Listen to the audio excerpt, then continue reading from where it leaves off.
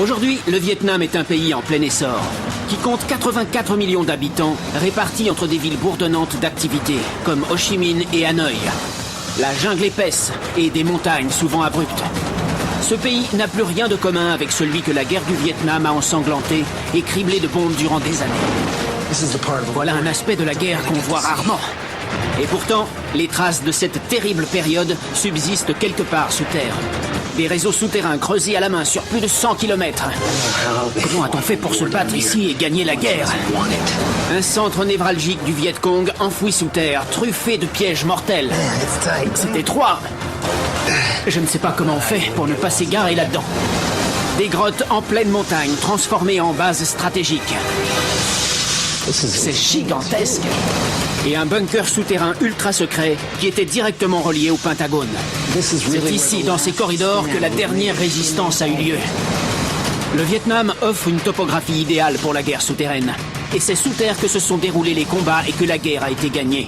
Celles que la télé et le cinéma nous ont montrées n'étaient que des escarmouches de surface.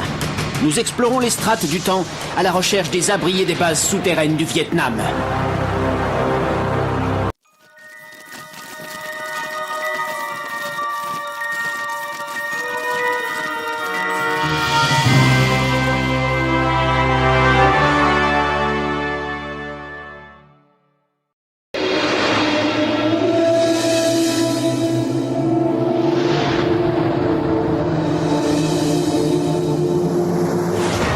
Les champs de bataille du Vietnam sont très profondément enfouis sous les villes, les villages et la jungle. Les tunnels, les tranchées, les grottes et les bunkers qui ont servi pendant la guerre ont été avalés par la jungle, abandonnés ou simplement modifiés. Mais ils sont toujours là, il suffit de savoir où chercher.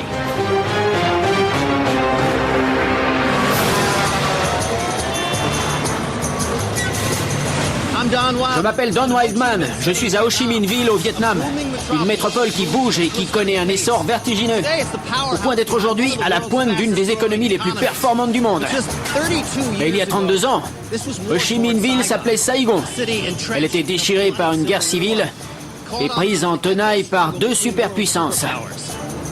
À l'époque, le Vietnam était un pays pauvre et divisé.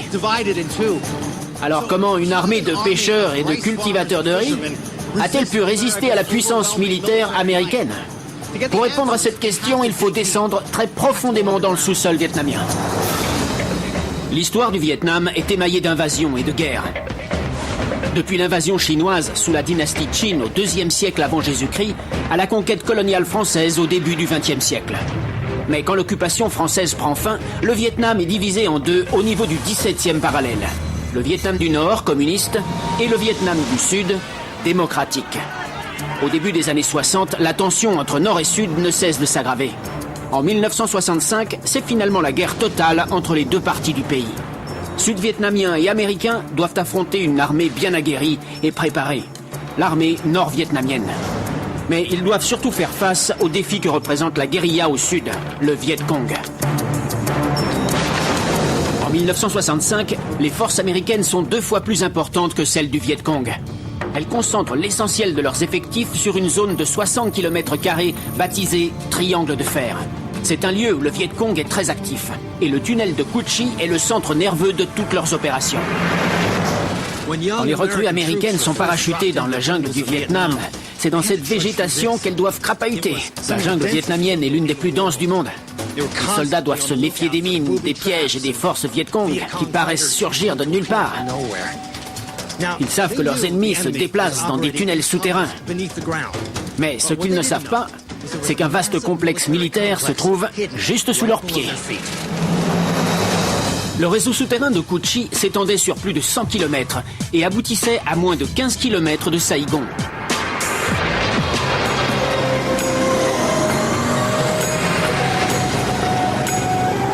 La majeure partie a été détruite par les bombes ou nivelée au bulldozer. Mais sous le village de Tang Phu, une grande partie de ces tunnels est restée intacte. Notre guide, Oh Kyu Yang, connaît tous ses tenants et aboutissants. Vous repérez l'entrée? L'entrée? Ah, on dirait que c'est là. Ouvrez-la. D'accord. C'est le bruit de l'explosion. C'est piégé. C'est piégé? Alors je me suis fait sauter. C'est une fausse entrée. Celle qu'il voulait qu'on trouve. On soulève la trappe et on meurt. Des soldats d'élite de l'armée américaine baptisés rats de tunnel se sont portés volontaires pour infiltrer l'immense base souterraine du Viet Cong. C'était la seule façon de localiser et d'éliminer l'ennemi. Mais c'était aussi la mission la plus dangereuse qui soit. Pour eux, ces souterrains étaient l'enfer. À force de vouloir à tout prix détecter une entrée, les rats de tunnel sautaient souvent sur des pièges comme celui-ci. La fausse trappe était reliée à une grenade qui explosait quand on l'ouvrait. D'autres pièges consistaient à relier un fil sur lequel on marchait à une boîte remplie de scorpions, ou à creuser un trou camouflé au fond duquel on fichait des bambous taillés en pointe. La chute n'était pas toujours mortelle, mais comme on avait enduit les pointes d'excréments, la victime mourait dans d'atroces souffrances des suites de l'infection. Vous le verrez vous-même, c'est tout petit. Ah oui, c'est vraiment un trou minuscule. Les Vietnamiens pouvaient y entrer, ils étaient très minces. Oui, c'était des petits gabarits. Les Américains de ma stature auraient eu du mal. En fait, c'était une protection supplémentaire. Le réseau de tunnels commence ici. Il y a 50 ans, pour rien au monde, on ne se serait risqué dans un de ces tunnels. Descendre dans un boyau étroit, creusé à la main, qui pouvait serpenter sur des kilomètres, ou déboucher brusquement sur une mine ou sur un blocos plein d'ennemis. Ça n'était pas une promenade de santé. Il fait vraiment sombre là-dedans. Et c'est pas large.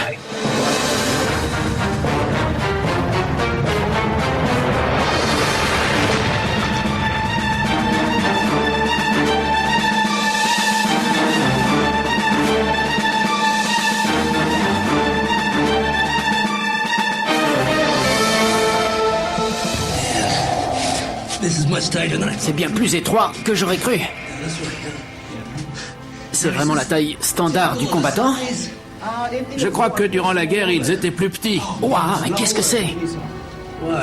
J'ai l'impression que c'est un scorpion. Bon sang, c'est vraiment pas large.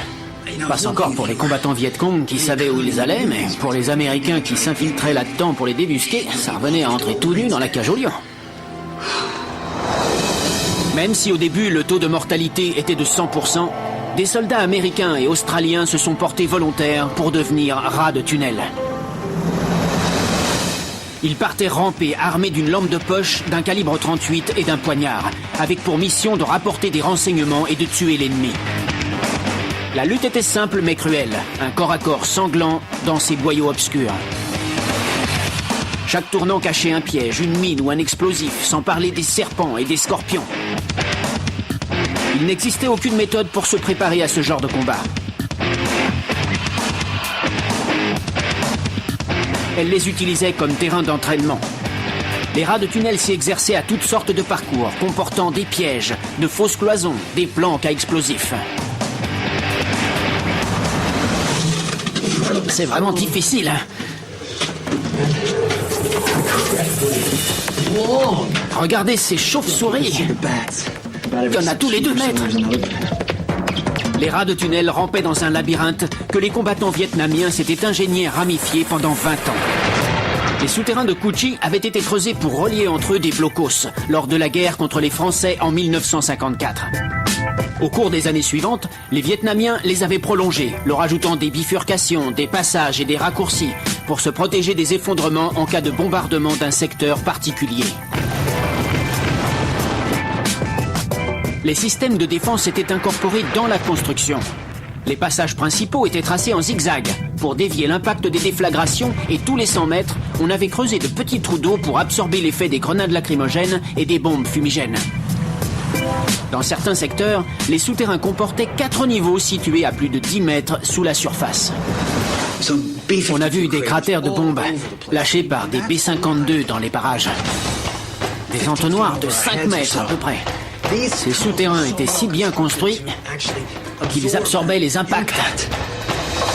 Leur construction a nécessité une main-d'œuvre considérable. Les paysans cultivaient les rizières la journée et creusaient les souterrains la nuit.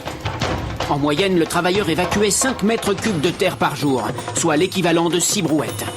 Mais la Terre fraîchement retournée risquait d'être repérée par photographie aérienne. Il fallait donc la dissimuler. On la versait dans les cratères de bombes, dans les rizières, où on la cachait sous des feuillages. Le travail était si ingrat et fastidieux que les dimensions des souterrains sont restées minimales. 1,20 m de large, entre 1 m et 1,80 m de haut. Ce petit gabarit était dicté par les risques d'effondrement lorsque des chars de 50 tonnes passaient au-dessus. Chaque souterrain, chaque salle avait une largeur de voûte limitée pour qu'elle n'excède pas l'empattement des chars. De cette façon, les blindés pouvaient toujours rouler en partie sur la terre ferme. Leur poids se répartissait également sans menacer les souterrains. C'était un facteur crucial dans l'effort de guerre du Viet Cong. Les souterrains de Cu Chi abritaient 3 états-majors Viet Cong, une quantité d'ateliers de fabrication d'armement et des milliers de combattants. Regardez ça. Ça donne dans une salle. Qu'est-ce que c'est? Un bunker, un poste de combat. Je vois la lumière du jour. Oui. Je vois la jungle et cette chauve-souris. Les combattants tiraient d'ici. D'ici, on pouvait repérer l'ennemi et partir ailleurs pour lui tirer dessus.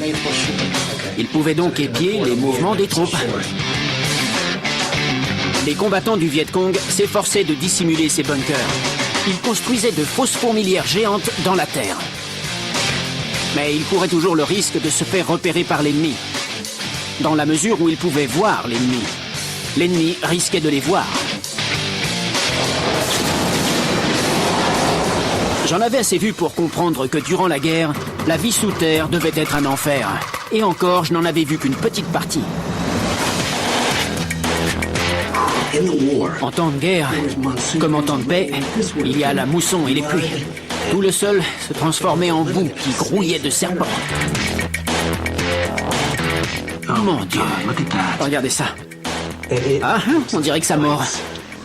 Je ne sais pas si je vais pouvoir partir sans me faire mordre. Comment a-t-on pu gagner la guerre ici? Où est la sortie? Il faut que je la trouve. Il faut que je sorte d'ici. Pourtant, même si ces souterrains étaient astucieusement conçus, l'essentiel des combats se déroulait au-dessus. Des 16 000 combattants du Viet Cong qui opéraient à partir de Cu Chi, 6 000 seulement ont survécu. Voilà la véritable histoire de la guerre du Vietnam. Des vestiges oubliés et des lieux stratégiques, aujourd'hui enfouis, où luttait une armée de guerrieros qui a réussi à vaincre la plus puissante armée du monde.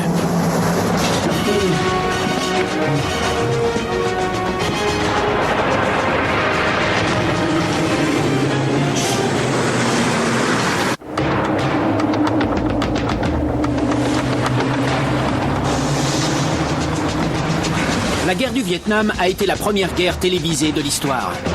Mais les images sanglantes qui parvenaient en Amérique étaient loin de dire toute la vérité. La jungle et les rizières qu'on voyait sur le petit écran dissimulaient un autre front, le front souterrain. Durant la guerre du Vietnam, la plupart des gens vivaient dans des petites villes comme celle-ci. Mais de petits villages ont été la cible des bombardements américains. Beaucoup ont disparu. Mais il y a un village extraordinaire au nord de la zone démilitarisée où les gens ont trouvé une solution pour survivre. Ils sont descendus sous terre.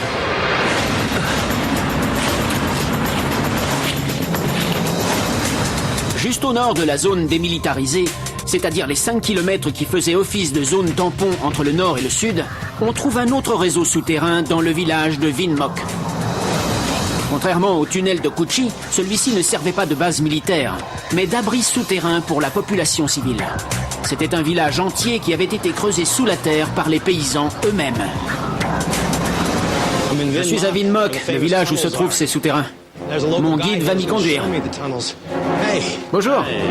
Min, qui va me servir de guide, a grandi dans ce secteur.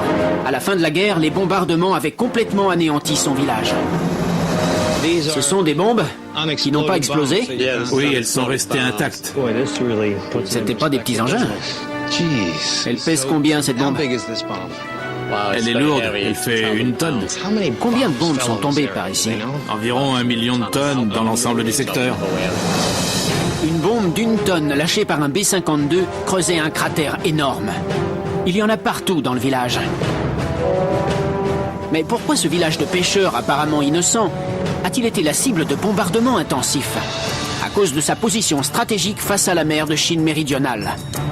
À 25 km au large de Vinh Moc se trouvait l'île de Cong Co, qui servait de base secrète à l'armée nord-vietnamienne. Cette base jouait un rôle crucial dans la défense du littoral nord-vietnamien. Elle tirait sur les avions et les bâtiments de guerre qui pénétraient dans leurs eaux territoriales. Les villageois de Vinh Moc étaient les seuls à pouvoir approvisionner l'île en armes et en munitions. Quand les Américains ont su que Vinh Moc fournissait des armes à la base de Cong Co, ils ont criblé tout le secteur en déversant des millions de bombes d'une tonne. Beaucoup de civils ont fui vers le nord, mais 60 familles sont restées sur place pour approvisionner la base. Ils ont créé un village souterrain. Ce village souterrain comportait 17 entrées, dont 7 dissimulées dans cette falaise. Regardez. Formidable! C'est l'un des 7 passages par où on pouvait entrer en venant de la plage. Oui, c'est l'un des 7. C'est le numéro 1. C'est bien camouflé. C'est vraiment camouflé. On ne le trouverait même pas si on le cherchait. C'est par là qu'ils faisaient passer les approvisionnements et les soldats pour pénétrer dans le village souterrain.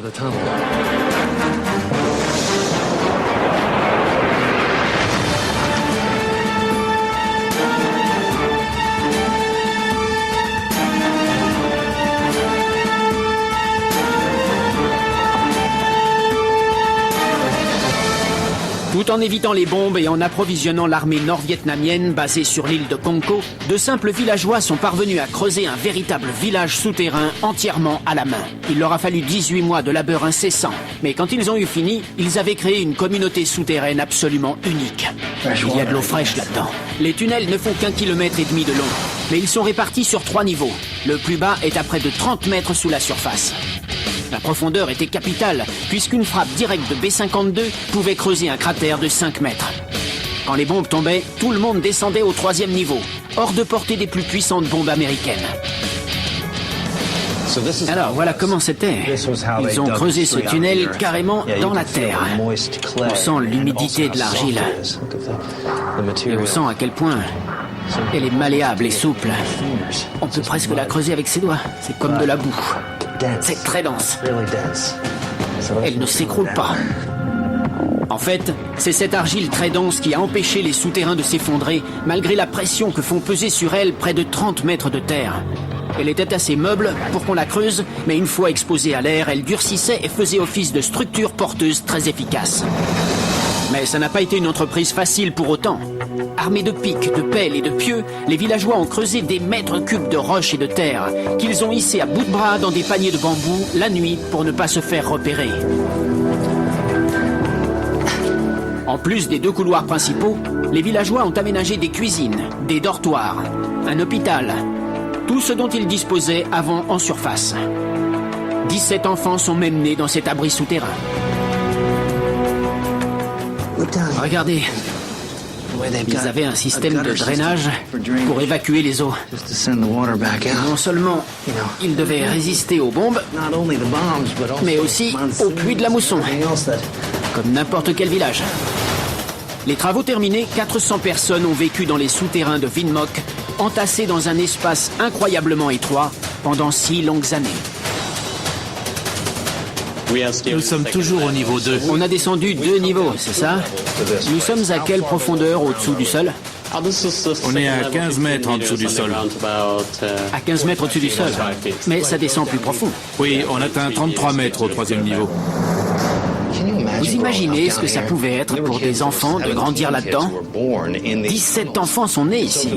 Et jusqu'à l'âge de 10 ans, ils ont vécu dans ces boyaux souterrains, regardant leurs films, chantant leurs chansons, descendant par les couloirs pour regagner les caves où vivaient leurs familles. Vous parlez d'une enfance. Les villageois qui ont vécu ici il y a 40 ans ne se contentaient pas de se cacher dans l'obscurité en attendant la fin de la guerre. Ces pêcheurs effectuaient de dangereuses missions de nuit vers la base militaire sur l'île de Cong Co, sous la menace des hélicoptères américains. Comme les rats de tunnel américains, ces hommes se portaient volontaires pour des opérations dont ils savaient qu'ils ne reviendraient peut-être pas. On les appelait les escadrons suicides. De fait, beaucoup ont péri en mer. Mais s'ils réussissaient à rentrer à Vinh Moc, ils étaient sains et saufs dans leur souterrain. Du fait des constants va-et-vient des approvisionnements, ces passages sombres et glissants étaient le lieu d'une activité fébrile. Les villageois avaient donc mis au point un système pour éviter les embouteillages. À quoi servaient ces petits réduits? C'était des aires de passage pour laisser la voie libre. Pour faciliter la circulation. C'est ça. Parce qu'il y avait beaucoup de gens qui entraient et qui sortaient. Il fallait des refuges pour se garer. Du fait que Vin Mock se trouvait au cœur du territoire ennemi, les Américains jugeaient trop risqué de l'envahir par la terre. Ils l'ont donc écrasé sous des milliers de bombes lâchées par les B-52.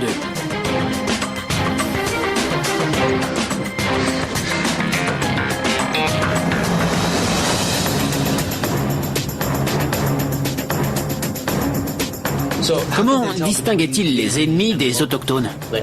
Ils avaient un signal de reconnaissance. Ils communiquaient entre eux en frappant sur la paroi. C'est moi, tout va bien, ne me faites pas de mal.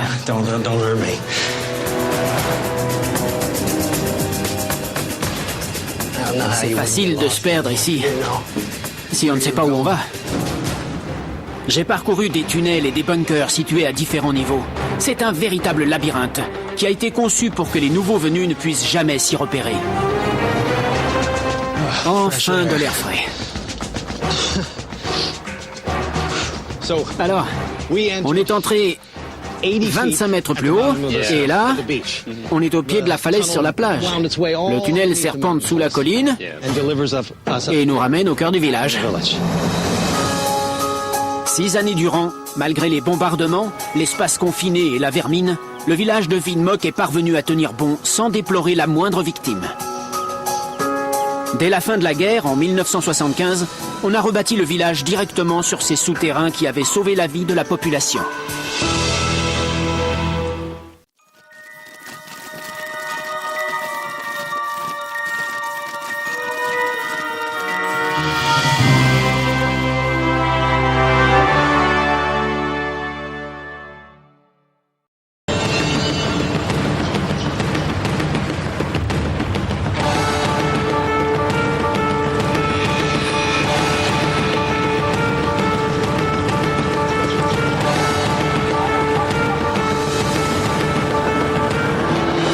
Les combattants du Viet Cong se battaient sur leur propre territoire. Ils connaissaient le terrain. Ils ont bâti un système de tunnels qui leur servait de base pour leurs opérations et d'abri pour se protéger des bombes. Ils ont utilisé la jungle épaisse pour camoufler leur voie d'approvisionnement du nord vers le sud. Dans les montagnes, ils se sont servis d'un réseau de grottes pour en faire une base militaire ultra secrète. Le secteur de Phong Nha, à 2 heures de voiture de la ville de Hue, se trouve dans les montagnes Cao Bang, mais il faut franchir une jungle épaisse. J'ai pris le bateau qui remonte la rivière Sang pour rejoindre un ancien soldat sud-vietnamien qui se fait appeler Sonny. Nous sommes sur la rivière Sang, dans le secteur de Phong Nha, dans le nord du Vietnam, au-dessus de l'ancienne zone démilitarisée, au-delà du 17e parallèle. Ici, les Vietnamiens ont combattu dans la jungle, depuis les tunnels qu'ils avaient creusés, et à partir de grottes naturelles. C'est une zone restée célèbre. Sonny était officier dans l'armée sud-vietnamienne. Il a combattu aux côtés des Américains. Il connaît ce pays et ses secrets comme sa poche. Dissimulée derrière ces crêtes se trouve une forteresse top secrète imprenable. Qu'il pleuve ou non, il n'y a qu'un moyen d'y parvenir. Par bateau. On y va en bateau? Oui, désolé qu'il pleuve autant. Ah, c'est pas grave. Bon, il faut y aller. La mousson n'a jamais fait de mal à personne. La rivière Sang partage le Vietnam, mais la majeure partie de son cours est souterraine. Et cette zone peu exposée était cruciale pour l'effort de guerre, car cette rivière croise la voie d'accès la plus importante de tout le pays, la piste Ho Chi Minh. Sans la piste Ho Chi Minh, un réseau camouflé de sentiers, de routes et de tunnels, l'armée nord-vietnamienne n'aurait jamais pu faire transiter ses troupes et ses approvisionnements en toute sécurité.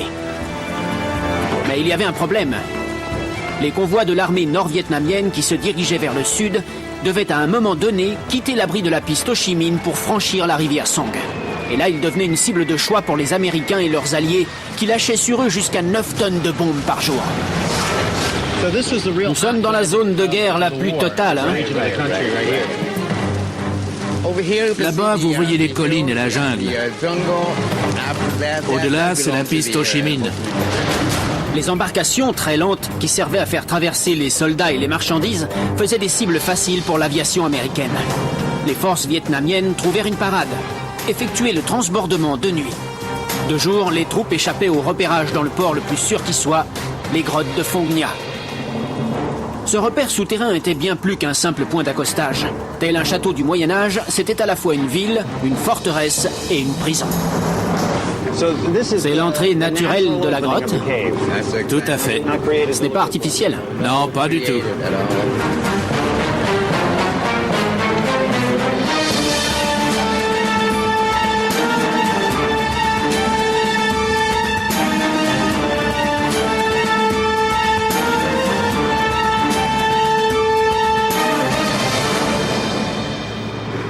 C'est immense! Et tout à coup, c'est le silence total. Ces montagnes comportent plus de 300 grottes, mais celle de Fongnia est la plus spectaculaire. Elle comprend 14 salles, dont certaines hautes de plus de 30 mètres, et reliées entre elles par une rivière souterraine de 18 km, la plus longue qui soit au monde. Pendant la guerre, cette grotte est devenue une base militaire naturelle. Il y avait un port, une immense salle de réunion, un hôpital et une prison. La partie souterraine de la rivière Song servait de voie de communication. Les tunnels de Kuchi et de Vinmok avaient été creusés à la main. Mais c'est la nature qui est le seul auteur de ce lieu. Qu'est-ce que c'est? Les autochtones connaissaient ces grottes. C'est gigantesque. Et ils savaient comment en tirer parti en temps de guerre. C'est quoi? Durant la guerre, c'était le QG des officiers supérieurs de l'armée nord-vietnamienne. C'est ici qu'ils se réunissaient pour décider de la marche à suivre. Sortir ou se cacher, combattre ou cesser le feu. Nous sommes dans un lieu hautement stratégique. Les Américains connaissaient l'existence de ces grottes. Ils savaient qu'elles servaient d'abri aux forces nord-vietnamiennes. Les montagnes de Cao Bang les protégeaient des bombardements américains. La montagne se trouve à combien au-dessus? Environ 200 mètres. 200 mètres de roche? Exactement. Comme cette salle fait 30 mètres de haut, ça fait 230 mètres de protection. Oui, une cachette idéale. Un super blocos. On peut le dire comme ça. Sécurité supplémentaire, on ne peut entrer ou sortir de la grotte que par la rivière. Aucun risque d'attaque surprise par l'arrière, car de larges portions de la rivière au-delà de la grotte sont infranchissables. Les Vietnamiens connaissaient mieux leur territoire que les Américains. Ils connaissaient les endroits où la jungle pouvait les abriter, l'emplacement des tunnels, mais ils savaient aussi où se trouvaient ces grottes. Personne ne pouvait soupçonner leur existence. Elles ne figuraient sur aucune carte. À leur emplacement, on ne trouvait que des montagnes. À bord d'un bombardier, impossible de les voir. Et pourtant, ces grottes sont gigantesques. On peut s'y cacher sans risque d'être découvert. Si l'ennemi tente de s'y infiltrer, il ne passera pas l'entrée. Il y a 40 ans, c'est ici que les soldats se reposaient après leur longue marche sur la piste Ho Chi Minh et qu'ils se préparaient au combat. Au Vietnam du Sud, les officiers supérieurs alliés se faisaient construire des bases avec des bureaux climatisés et des piscines, tandis qu'au Vietnam du Nord, c'est dans ces grottes que se rencontraient les généraux. Comme pour toutes leurs autres ressources, ils tiraient parti du moindre avantage que la nature leur offrait. Donc ici, nous sommes sous la montagne. Les Américains bombardent les abords de la grotte. Il fait jour. Tous les bateaux se trouvent à l'intérieur en sécurité. Les prisonniers sont là-bas. On soigne les blessés. L'état-major se réunit pour prendre les décisions. En fait, on est dans une base militaire souterraine opérationnelle. Absolument. Il est probable que des milliers de soldats nord-vietnamiens sont passés par ici. Mais comme des centaines de pilotes américains ont été abattus dans le secteur, il est possible que des centaines de prisonniers soient passés par là aussi. Chez eux, les Américains regardaient la guerre à la télé, mais les combats qu'on y montrait n'étaient que des escarmouches de surface.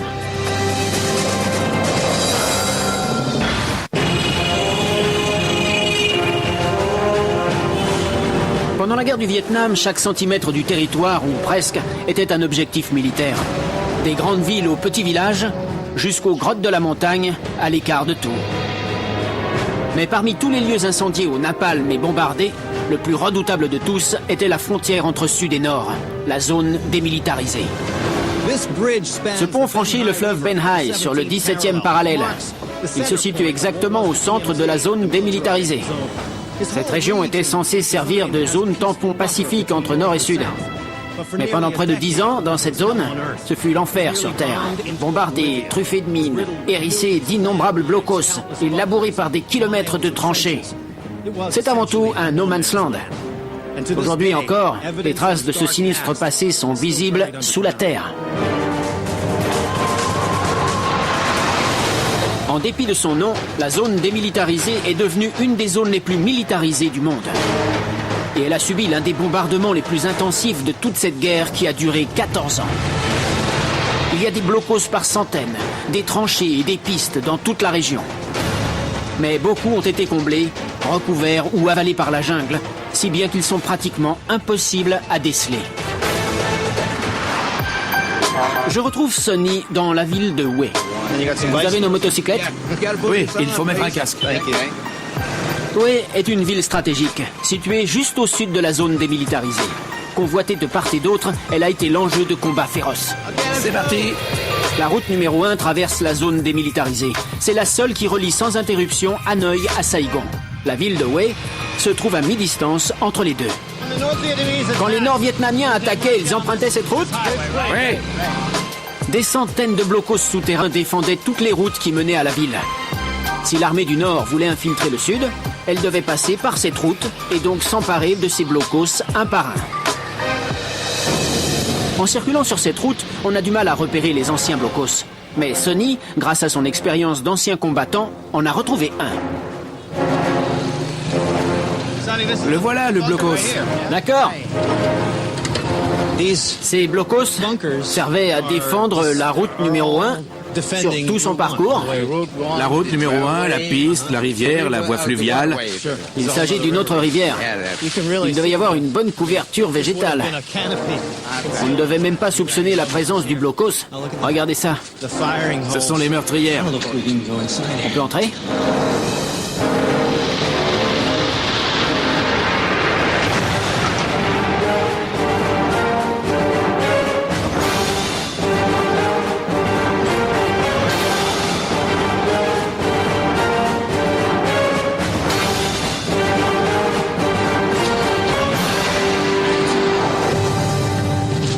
C'est le premier niveau.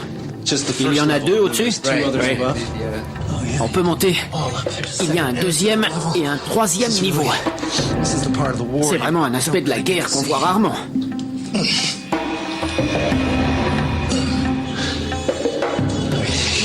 Ici, on a une vue sur toutes les opérations. Tous les 20 degrés, il y a une meurtrière pour avoir un autre angle sur le champ de bataille.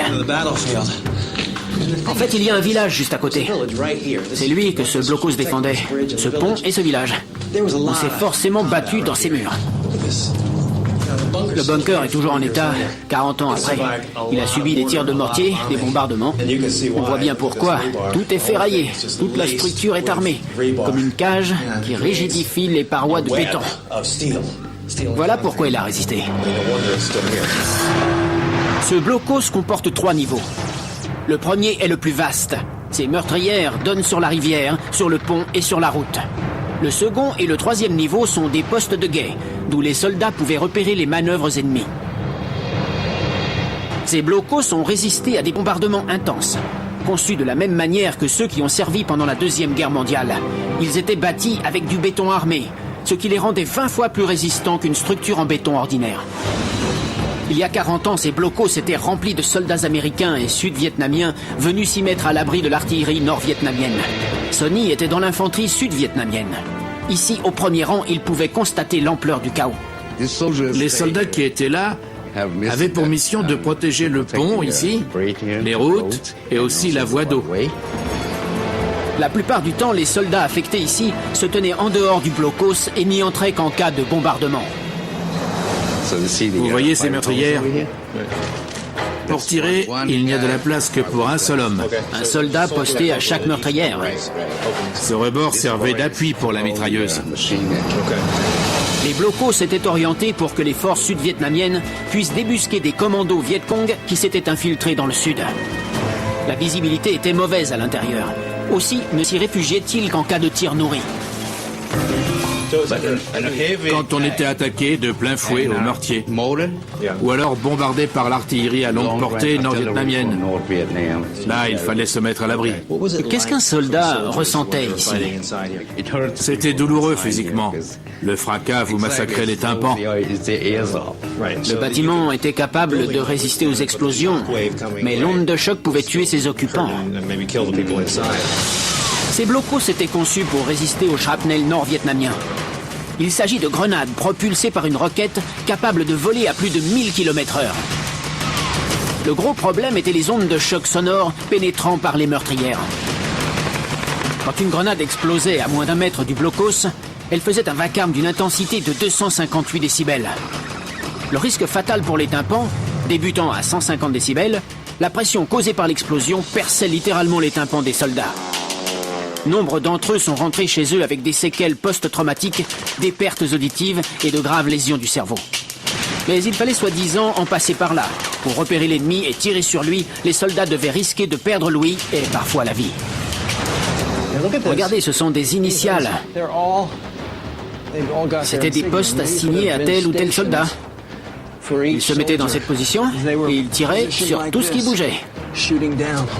Quand les forces du Viet Cong franchissaient le 17e parallèle et se dirigeaient vers le sud, ils progressaient par escarmouches, des opérations destinées à s'emparer de ces blocos l'un après l'autre. Et c'est ainsi qu'ils ont eu la victoire petit à petit.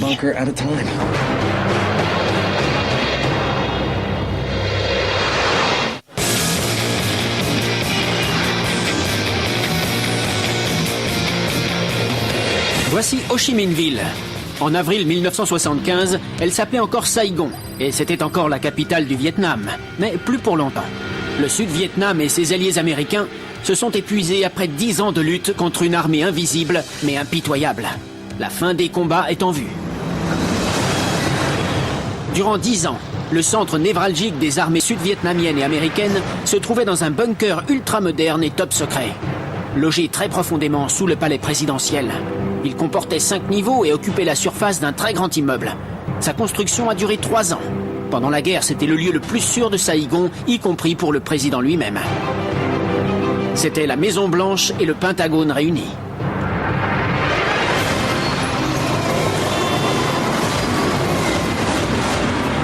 Bonjour Zong. Enchanté. Moi aussi.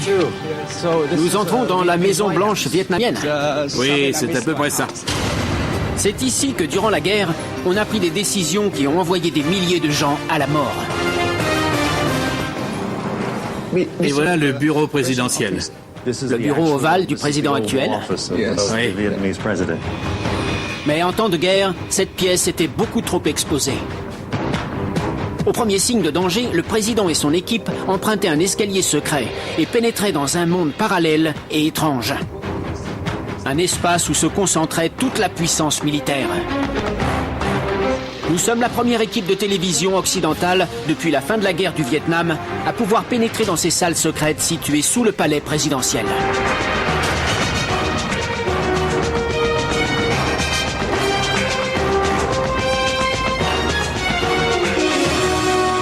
Sous la surface, les dirigeants sud-vietnamiens étaient à l'abri des balles, des obus et des grenades, et pouvaient se concentrer sur l'organisation et la gestion des opérations militaires.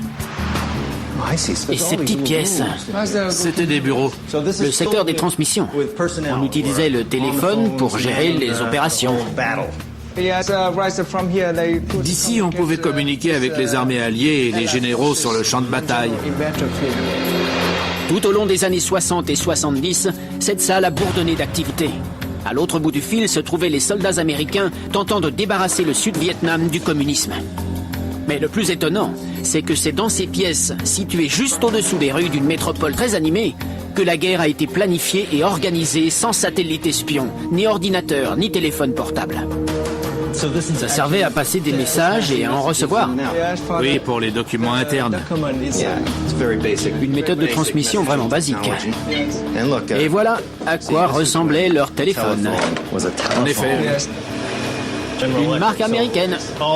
Donc tout le matériel qui se trouve ici est américain. Oui, il était fourni par les États-Unis. Et il est relié au Pentagone. Uniquement du matériel américain. Toutes ces machines, ils les laissaient derrière eux quand ils partaient au combat. Ils allaient se battre dans la jungle, mais le centre nerveux restait ici. Ça part dans toutes les directions. Imaginez, on se croirait dans un pentagone en miniature, alors qu'on est dans un bunker. Mais c'est ici qu'ils ont mené toute la guerre. Et plus on approche de 75, plus les choses empirent pour les Américains. C'est ici qu'on a résisté jusqu'au bout, dans ces couloirs. Les villageois de Vinh Moc et de Cu Chi avaient cherché refuge sous terre. Le président du Sud-Vietnam faisait de même. Il lui arrivait de dormir ici quand le danger était imminent. Là, il était à l'abri des bombes, mais ça n'était pas très confortable. Là, c'est vrai, c'est assez spartiate. Où mène cet escalier? Au deuxième niveau, celui des gardes du corps. La protection rapprochée du président. L'abri souterrain du président, à l'épreuve des bombes, se trouvait à 10 mètres sous la surface. En cas d'attaque frontale contre le palais, si on n'avait pas le temps de l'évacuer, c'est là que le président devait résister jusqu'au bout. Quand il n'y avait pas de danger imminent, on gérait les opérations au premier étage du bunker. L'ensemble de cette structure souterraine était renforcé avec des plaques d'acier pour le protéger contre les bombardements.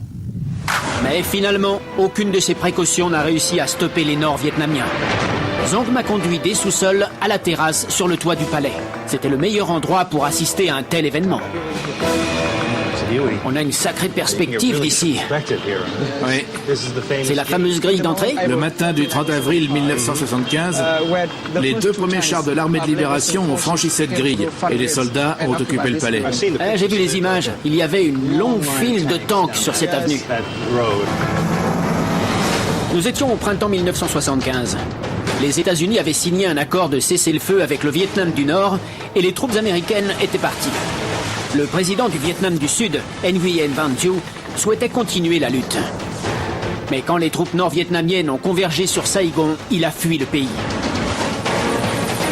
Le 29 avril, des milliers de civils affolés ont tenté de quitter la ville, espérant pouvoir être évacués à bord des hélicoptères américains. Le 30 avril, les chars nord-vietnamiens étaient dans la ville et fonçaient droit sur le palais présidentiel. La guerre du Vietnam a duré 14 longues années. Mais elle s'est achevée si vite que tous ces matériels sont restés sur place, témoins muets d'une guerre interminable. L'ancien palais de l'indépendance fut rebaptisé palais de la réunification par le nouveau gouvernement de la République socialiste du Vietnam. Et tous ces ouvrages, la forteresse du palais, les tunnels, les tranchées et les grottes sont les témoignages du passé douloureux de ce pays. Un pays qui n'existerait pas aujourd'hui sans les prouesses de ses bâtisseurs et la farouche détermination de son peuple qui, pour survivre, a su résister sous terre.